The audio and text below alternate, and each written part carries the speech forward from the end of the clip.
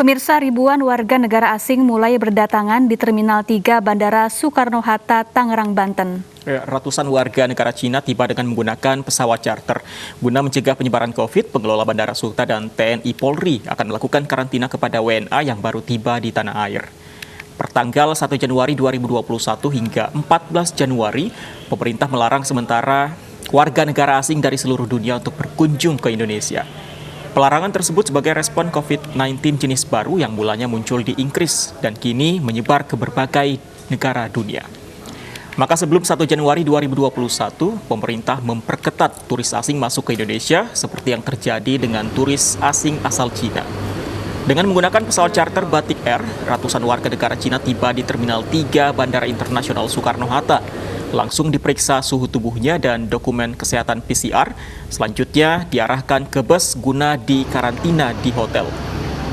Dalam sehari Bandara Soekarno-Hatta, 2.000 WNA tiba di Bandara Tangerang, Banten.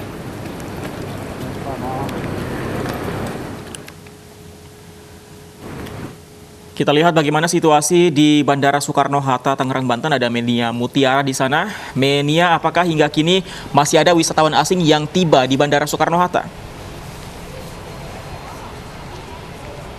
Baik, Fandi, Sasa, dan pemirsa, sekitar 30 menit yang lalu di pintu internasional, maksud kami pintu kedatangan internasional Terminal 3 Bandara Soekarno-Hatta, terdapat sejumlah bus khusus yang menjemput warga negara asing ataupun warga negara Indonesia yang baru saja melakukan perjalanan dari luar negeri.